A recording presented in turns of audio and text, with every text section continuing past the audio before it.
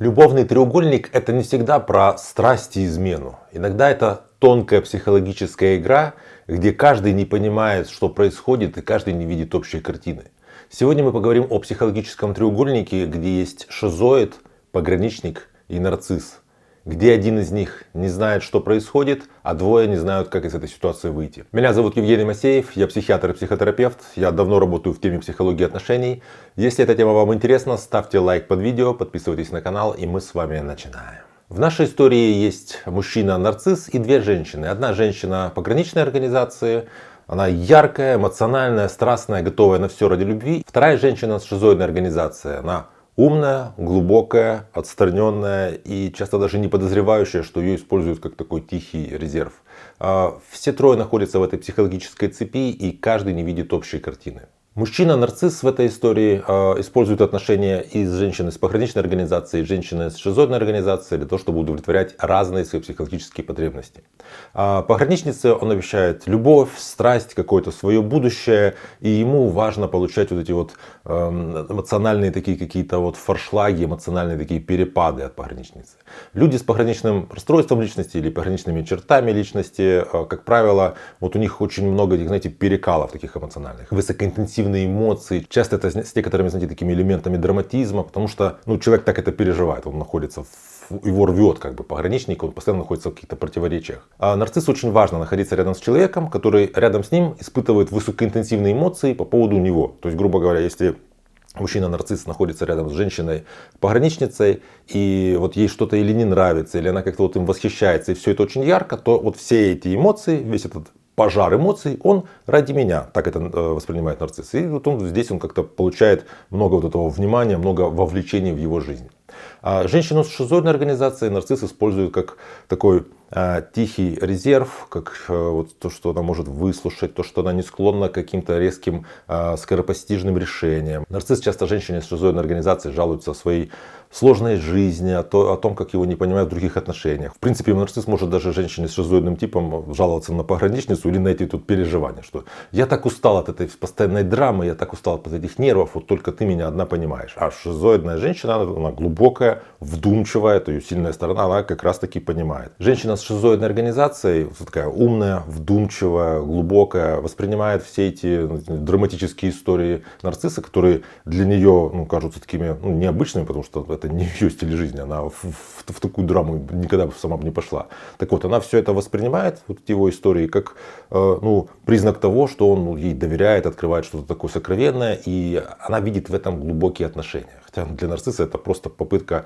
вот здесь немножко отдохнуть, немножко как-то получить какое-то принятие, но поскольку шизоидная женщина, она не дает нарциссу вот этой всей яркости. Да, она его слышит, она позволяет ему как-то стабилизироваться, но дальше он должен вернуться к пограничнице, потому что важно, чтобы была вот эта вот какая-то такая шекспировская яркость. Должно быть что-то такое вот люблю или убью, как бы, или вот лед или пламя. Ну вот что-то такое должно быть. Чтобы нарцисс почувствовал, что вот эта вся огненная буря страсти, она вращается вокруг него. Он как бы центр этого урагана. Женщина с пограничной организацией — это буря, которая чувствует подвох. Она чувствует, что здесь есть кто-то другой.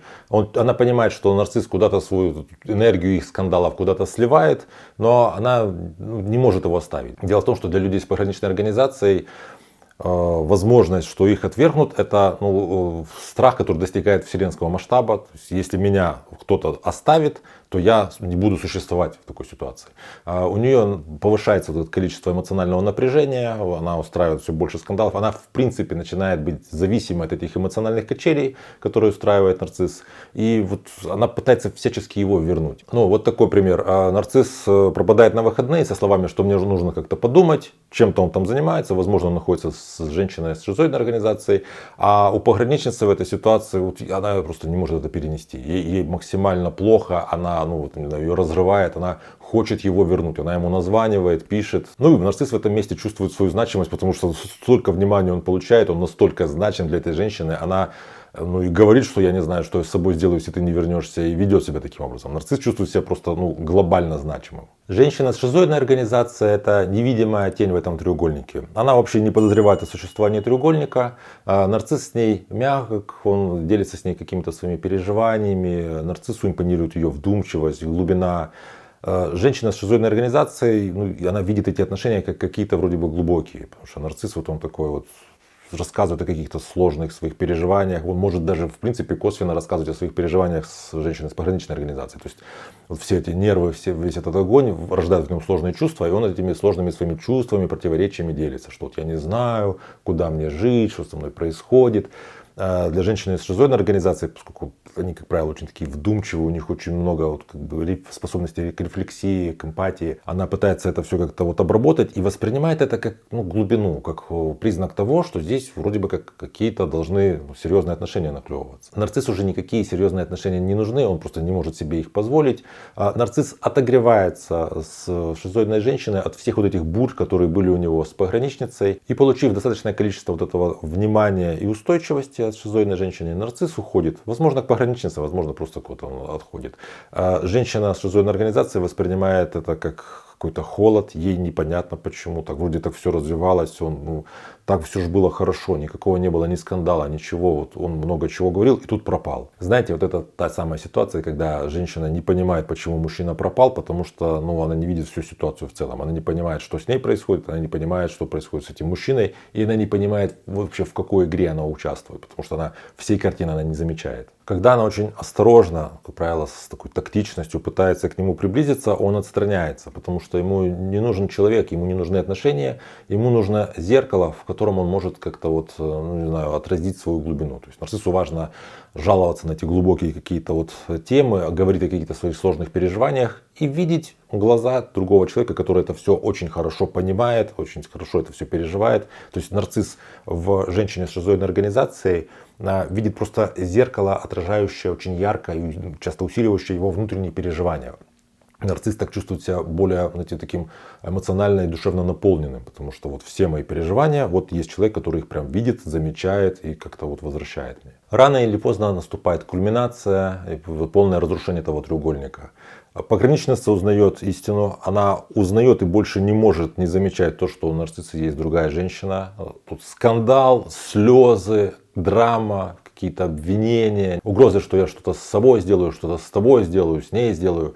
Нарцисс ее обвиняет в том, что ты себе все придумала, там начинается такой газлайтинг, ты там сумасшедшая, у тебя с головой непорядок, ты что ты вообще творишь, чего ты придумываешь. Если в ходе этих скандалов пограничница выходит на шизоидную женщину, и та узнает, что здесь была вот такая ситуация, что был треугольник, что у этого мужчины была другая женщина в эту же ситуацию, ее это шокирует, она отстраняется, потому что такая стратегия у шизоидов.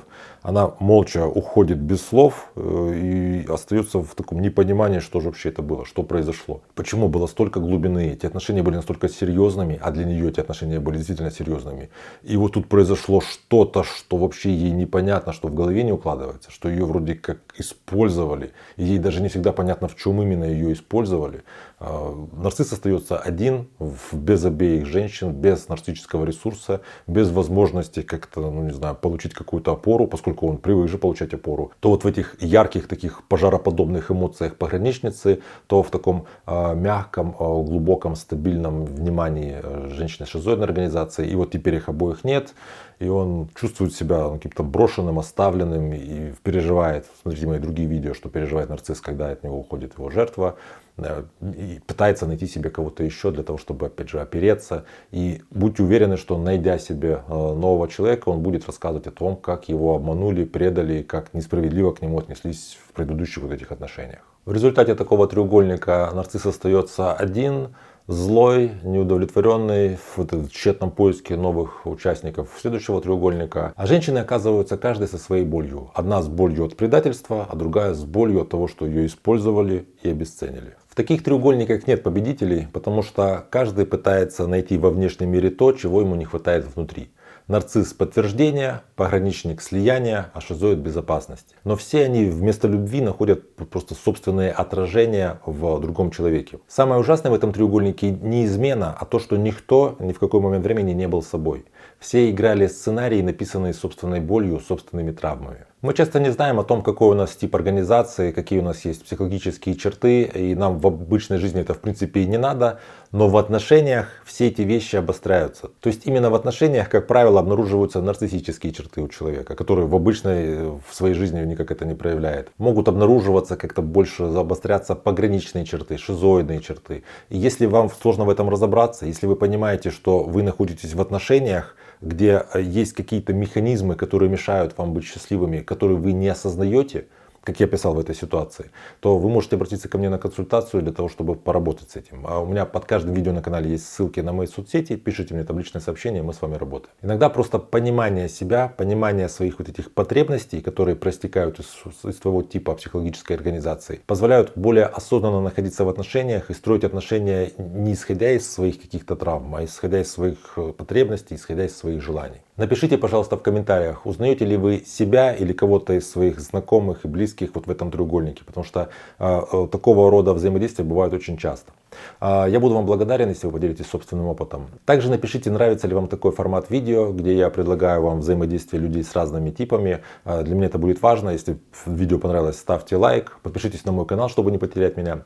Берегите себя и своих близких, и до встречи в следующих выпусках.